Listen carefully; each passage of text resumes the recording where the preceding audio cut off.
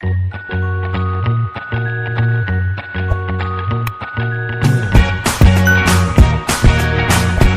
Student, welcome to united classes. तो आज हम स्टार्ट करेंगे नया टॉपिक।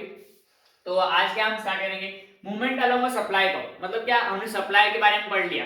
अब हम पढ़ेंगे कि मूवमेंट कैसे होता है सप्लाई कर्व में। तो मूवमेंट अलोंग सप्लाई कर्व मतलब क्या, प्राइस में चेंज आने के कारण क्वांटिटी सप्लाइड में कितना चेंज होगा, उसको कहेंगे हम movement along the supply curve. मतलब सिर्फ कोई हमारा कर्व नहीं चेंज होगा, ये क्या होगा, कर्व के अंदर ही चेंज होगा। मतलब कैसा, प्राइस के चेंज होने से क्वांटिटी सप्लाई में क्या चेंज होगा, उसको बोलेंगे movement along the supply curve. मतलब प्राइस चेंज हो रही है, मतलब प्राइस 10 रुपया बढ़ी तो क्वांटिटी सप्लाई कितना बढ़ गई, प्राइस 10 रुपया घटी तो क्वांटिटी सप्लाई कितना घट गई। इसे ही कहेंगे हम movement along the supply curve. तो movement along the supply curve में दो चीज होगी, क्या, movement along the supply curve has a extension in the supply curve and a contraction in the supply curve. अब एक्सटेंशन क्या है, एक्सटेंशन यानी प्राइस के बढ़ने से क्वांटिटी सप्लाइड बढ़ेगी तो उसे हम कहेंगे एक्सटेंशन इन सप्लाई कर्व। अब क्या है, मैंने बोला कि प्राइस के बढ़ने से क्या बढ़ रहा है, क्वांटिटी सप्लाई बढ़ रही है। तो उसका ग्राफ भी मैं यहां बना रहा हूं। सप्लाई का कर्व कैसा होता है, सप्लाई का कर्व नॉर्मली क्या होता है कि लेफ्ट टू राइट क्या चलता है, लेफ्ट टू राइट इंक्रीज होता है, left to right move upward. तो ये मूव अपवर्ड हो रहा है। तो अब यहाँ पे देखो आप समझो कि ये क्या है, हमारी जब 10 रुपीज प्राइस थी तो क्वांटिटी सप्लाई था 15। क्या, 10 रुपीज प्राइस थी तो क्वांटिटी सप्लाई था 15। अब क्या है यहाँ बताए, एक्सटेंशन हमको बताना है। हमको क्या बताना है, एक्सटेंशन बताना है। मतलब क्या, हम डेफिनेटली प्राइस बढ़ाएंगे तभी तो एक्सटेंशन बता सकते हैं। तो समझो कि हमने प्राइस बढ़ाई 20 रुपया कर दी, क्या 20 रुपया, तो हमारा सप्लाई कितना हो जाएगा, सप्लाई समझो कि 35 रुपीज हो गया, सॉरी 35 क्वांटिटीज हो गया। तो हमने 10 रुपये से लेके अगर हमने 20 रुपया प्राइस बढ़ा दी तो उसमें क्या हुआ, हमने प्राइस डबल कर दी तो हमारा क्वांटिटी सप्लाई हम क्या करेंगे, हम क्वांटिटी सप्लाई डबल से भी थोड़ा ज्यादा किया। हमने क्या किया, हमने क्वांटिटी सप्लाई भी बढ़ाया। तो ये हमने क्या हुआ, प्राइस इंक्रीज की तो क्वांटिटी सप्लाई भी बढ़ा। तो अब हम बोलेंगे, आपको अगर पूछा जाए कि आप कैसे लिखोगे एक्सटेंशन इन सप्लाई कर्व, तो आपको क्या लिखना है, extension in supply curve is due to price increasing and there is a increase in quantity supplied and other thing remain constant. other thing remain क्या,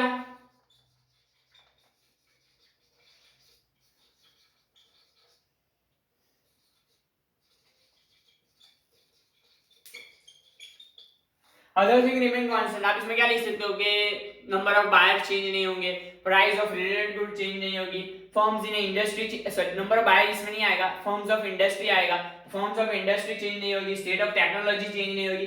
तो अगर ये सब में कोई चेंज नहीं आ रहा, हमारे जो डिटरमिनेंट है सप्लाई के उसमें कोई भी चेंज नहीं आ रहा, तब प्राइस में चेंज आने के कारण क्वांटिटी सप्लाई अगर बढ़ता है तो हम उसे कहेंगे एक्सटेंशन। हम क्या कहेंगे उसे, एक्सटेंशन। अब हम देखेंगे कॉन्ट्रैक्शन किसे कहते हैं। तो कॉन्ट्रैक्शन हम किसे कहेंगे, अब कॉन्ट्रैक्शन किसे कहेंगे, देख लो सिंपल है। एक्सटेंशन यानी एक्सटेंड होना, कॉन्ट्रैक्शन यानी कॉन्ट्रैक्ट होना।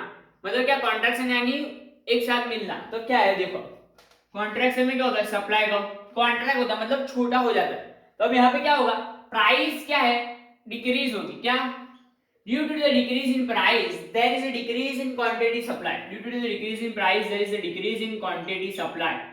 तो इसे क्या कहेंगे, इस it is called contraction in supply, contraction in supply. तो क्या, जब भी प्राइस गिरेगी और प्राइस के गिरने की वजह से अगर सप्लाई में डिक्रीज हो रहा है, सप्लाई डिक्रीज हो रही है, तो हम उसे क्या कहेंगे, कॉन्ट्रैक्शन। कॉन्ट्रैक्शन क्यों कहेंगे, क्योंकि because of decrease in price क्या हो रहा है, क्वांटिटी सप्लाई डिक्रीज हो रहा है। तो समझो हमारी प्राइस थी यहाँ पे 20, अब प्राइस हो गई 50। तो जब 20 प्राइस थी तो हमारा 30 गुड्स क्या है हम बेचते थे। अब हमारी प्राइस हमने कम कर दी तो अब हम क्या करते हैं, 20 गुड्स ही बेचते हैं। तो ये क्या हुआ, प्राइस के कम होने से हमारा क्वांटिटी सप्लाई क्या होगा, कम होगा। तो अब क्या था ये, एक्सटेंशन में क्या आप लिखोगे, एक्सटेंशन में लिखोगे due to the decrease, due to the increase in price there is increase in quantity supply, मतलब प्राइस बढ़ने के कारण अगर क्वांटिटी सप्लाई बढ़ती है तो हम उसे क्या कहेंगे, एक्सटेंशन। अब कॉन्ट्रैक्शन देखेंगे तो कॉन्ट्रैक्शन क्या है, due to decrease in price there is a decrease in quantity supply. तो क्या, जब भी प्राइस गिरने के कारण कोई भी क्वांटिटी सप्लाई गिरेगी तो हम उसे क्या कहेंगे, कॉन्ट्रैक्शन। और इन दोनों चीजों में क्या होगा, अदर फैक्टर्स है हमारे, जो अदर फैक्टर्स वो कांस्टेंट रहेंगे। कौन कौन से अदर फैक्टर्स है, प्राइस ऑफ रिलेटेड गुड्स, फिर क्या, फिर हमारा है कि state of technology, number of firms in industry, business expectation, government policies, तो ये सब क्या है, अदर फैक्टर। अब हम क्या देखेंगे, शिफ्ट इन डिमांड सप्लाई को। अब हम क्या करेंगे, हम देखेंगे कि शिफ्ट कैसे होता है सप्लाई को, तो शिफ्ट कैसे होगा। अब शिफ्ट दो तरीके के शिफ्ट होंगे, शिफ्ट इन सप्लाई को इज इंक्रीज इन सप्लाई को और आइदर डिक्रीज इन सप्लाई को। मतलब क्या, अगर सप्लाई डिक्रीज होगा तब, और या तो सप्लाई इंक्रीज होगा तब, या तो सप्लाई डिक्रीज होगा तब हम कहेंगे कि क्या हुआ, शिफ्ट हुआ। मूवमेंट कब कहेंगे, क्या होगा, क्वांटिटी डिमांड डिक्रीज होगी तब, या तो क्वांटिटी डिमांड इंक्रीज होगी तब। कब, due to change in price, मतलब प्राइस के चेंज होने के कारण अगर क्वांटिटी सप्लाई इंक्रीज होती है या तो डिक्रीज होती है तो हम उसे कहेंगे मूवमेंट। और अगर प्राइस में कोई चेंज नहीं आ रहा और अदर फैक्टर्स में कोई चेंज आ रहा है, उसकी वजह से अगर सप्लाई डिक्रीज या तो इंक्रीज हो रहा है तो उसे हम कहेंगे क्या, शिफ्ट। तब मैं आपको बताऊंगा कि इंक्रीज क्या होता है। इंक्रीज कैसे होता है, तो सिंपली इंक्रीज में क्या होगा, आप समझो, मैंने क्या बताया कि प्राइस में कोई चेंज नहीं, क्या प्राइस में कोई चेंज नहीं, तो प्राइस तो वही की वही रहेगी। अब हमारा सप्लाई कवर, अब मैं क्या कर रहा हूँ, प्राइस में कोई चेंज नहीं कर रहा, तो अगर समझो कि मैं प्राइस में चेंज नहीं कर रहा तो मैं इधर तो सब क्वांटिटी सप्लाई मेरी बढ़ेगी नहीं। तो अगर मेरे को क्वांटिटी सप्लाई बढ़ानी है, अब क्वांटिटी सप्लाई बढ़ानी है तो मैं कैसे शो करूंगा, मैं सिंपली क्या करूंगा, क्वांटिटी सप्लाई ऐसे बढ़ा दूंगा। क्या, तब देखो पहले मेरी क्वांटिटी सप्लाई समझो कि 15 थी, अब मेरी क्वांटिटी सप्लाई 20 हो गई। क्यों, सप्लाई को में क्या हुआ, प्राइस कांस्टेंट रही, अब सप्लाई बढ़ गई। अब ये सप्लाई बढ़ने के बहुत सारे कारण हो सकते हैं, बहुत सारे कारण, मतलब हमने क्या क्या पढ़ा है, हमने क्या पढ़ा है कि अदर फैक्टर्स में कोई चेंज आता है तो सप्लाई बढ़ सकती है या तो सप्लाई इंक्रीज हो सकती है बिना प्राइस में चेंज आए। मतलब अगर प्राइस में चेंज नहीं भी आ रहा और अगर सप्लाई में चेंज आ रहा है तो क्या होगा, डेफिनेटली कोई अदर फैक्टर इंपैक्ट कर रहा है। फॉर एग्जांपल लेंगे प्राइस ऑफ रिलेटेड गुड्स, तो प्राइस ऑफ रिलेटेड गुड्स मतलब सब्स्टिट्यूट गुड्स का एग्जांपल लेंगे। अब सब्स्टिट्यूट गुड्स है तो सब्स्टिट्यूट गुड में क्या होगा, सब्स्टिट्यूट गुड में क्या होगा, अगर substitute good for example Coke and Pepsi, तो अगर पेप्सी की, अगर समझो कोक की प्राइस क्या हुई, कोक की प्राइस बढ़ी, कोक की प्राइस बढ़ गई, तो डेफिनेटली क्या होगा, पेप्सी का सप्लाई क्या होगा, हमारा पेप्सी का सप्लाई डिक्रीज हो जाएगा। क्यों, अगर कोक की प्राइस बढ़ी तो ज्यादा से ज्यादा कोक क्या करेंगे, बेचेंगे, तो हमारा पेप्सी का क्या होगा, सप्लाई इतना नहीं होगा, तो डिमांड लोग जितना ज्यादा उनको कोक मिलेगी वो कोक वो करेंगे। यहाँ क्या होगा, कोक की प्राइस बढ़ेगी तो क्या होगा, पेप्सी का सप्लाई कम हो जाएगा। तो ऐसे ही अगर कोक की प्राइस इंक्रीज होगी तो पेप्सी का सप्लाई क्या हो जाएगा, बढ़ जाएगा। अगर कोक की प्राइस इंक्रीज हुई और पेप्सी का सप्लाई हम बढ़ा देंगे क्योंकि हमारा प्रॉफिट मार्जिन ज्यादा है तो हम क्या कर रहे हैं, बढ़ा दे रहे हैं। अब समझो फॉर एग्जांपल प्राइस तो मिल लिया, अब number of firms, number of firms क्या है, नंबर ऑफ फर्म्स मतलब ज्यादा से ज्यादा फर्म्स होगी इंडस्ट्री में। तो समझो कि पहले 10 फर्म्स थी, अब हो गई 20 फर्म्स, तो अब 20 फर्म्स हो गई तो क्या हुआ, डेफिनेटली 20 फर्म्स होगी तो ज्यादा प्रोडक्शन करेगी तो ज्यादा सेल्स होगा, तो ज्यादा सेल्स होगा, प्राइस तो वही की वही रहेगी।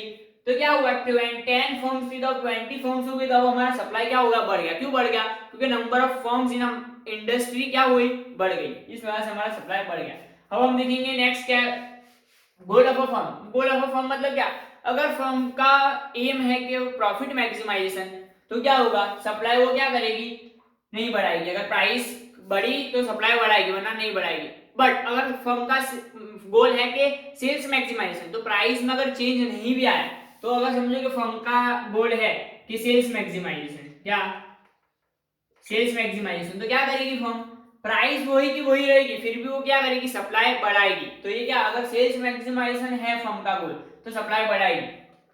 अब state of a technology, state of a technology मतलब अगर टेक्नोलॉजी में इंक्रीज आता है, मतलब अगर टेक्नोलॉजी में कोई इंप्रूवमेंट आता है तो क्या होगा, हमारी सप्लाई डेफिनेटली बढ़ेगी क्योंकि हमारा प्रोडक्शन का क्या हो जाएगा, खर्चा कम हो जाएगा, तो इसलिए हमारा सप्लाई हम ज्यादा से ज्यादा क्वांटिटी सप्लाई कर सकते हैं। अब हम क्या करेंगे, गवर्नमेंट पॉलिसीज कैसे इंपैक्ट करते हैं, गवर्नमेंट पॉलिसीज कैसे इंपैक्ट करेगी, अगर हमारा टैक्सेशन कम होगा तो हमारा प्रोडक्शन खर्च कम होगा, प्रोडक्शन खर्च कम हुआ तो हम डेफिनेटली ज्यादा गुड्स प्रोड्यूस कर सकते हैं, तो ज्यादा गुड्स प्रोड्यूस करेंगे तो हम ज्यादा सेल्स करेंगे। अब हम देखेंगे डिक्रीज, तो डिक्रीज कब होगा, डिक्रीज मतलब जब भी कोई फैक्टर्स में इंपैक्ट नहीं आता, मतलब कोई भी हमारा जो फैक्टर्स है उस पर इंपैक्ट आता है बट प्राइस सेम रहती है, मतलब प्राइस कांस्टेंट रहती है, प्राइस क्या रहती है, constant, and there is a change in other factors, change in other factor मतलब क्या, अब समझिए प्राइस कांस्टेंट रही, सप्लाई ये था, अब क्या हुआ सप्लाई में प्राइस चेंज नहीं हो रहा, अब हमको डिक्रीज बनाना है, क्या, अब ये डिक्रीज कब हो सकता है, समझो कि गवर्नमेंट ने टैक्स बढ़ा दिया, गवर्नमेंट ने टैक्स बढ़ा दिया, गवर्नमेंट टैक्सेशन इंक्रीज, तो गवर्नमेंट टैक्सेशन इंक्रीज होगा, अब हम क्या करेंगे, हमको हमारा एक्सपेंडिचर ज्यादा होगा, तो हम एक्सपेंडिचर ज्यादा होगा तो हम ज्यादा प्रोड्यूस नहीं कर सकते, तो हमारा प्रोडक्शन हम थोड़ा कम कर देंगे, तो हमारा जो मार्जिन है, हमारे जो पास कैपिटल है वो उससे हम प्रोडक्शन कर पाए, तो ये इससे सप्लाई कम हो सकता है। सेकंड क्या है, सेकंड है बिजनेस एक्सपेक्टेशन,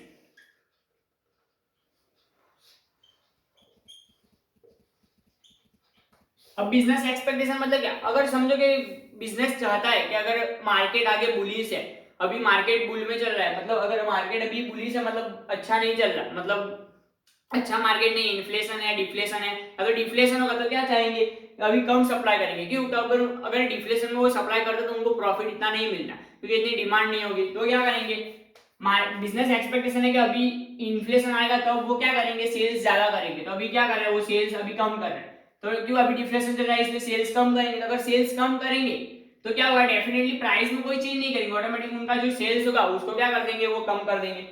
अब क्या है गोल ऑफ अ फर्म, अगर गोल ऑफ अ फर्म है कि सेल्स को है ना ज्यादा से ज्यादा सेलिंग, अभी इससे समझो कि फॉर एग्जांपल क्या है, आपको देखा होगा कि कुछ फोन्स है वो क्या होता है लिमिटेड ऑफर्स के लिए प्रोडक्शन होता है, क्यों कि उनकी डिमांड तो बहुत है, अगर डिमांड बहुत है प्राइस भी लोग पे करने के लिए रेडी है, बट क्या उनको क्या करना है, उनको सेल्स मैक्सिमाइजेशन नहीं करना, उनको ब्रांड बिल्ड करनी है, तो वो ब्रांड बिल्ड करने के लिए क्या करते हैं, वो क्या करते हैं कि सप्लाई क्या करते हैं, वो कम करते हैं, सप्लाई क्यों कम करते हैं, सप्लाई कम करेंगे तो ऑटोमेटिकली क्या बढ़ेगी, डिमांड तो बढ़ेगी, तो डिमांड बढ़ेगी तो ऑटोमेटिकली उनको हायर प्राइस मिल सकती है, तो इसलिए वो सप्लाई कम करेंगे, प्राइस वही की वही रहेगी फिर भी वो सप्लाई कम कर देंगे, तो ये क्या है गोल ऑफ अ फर्म,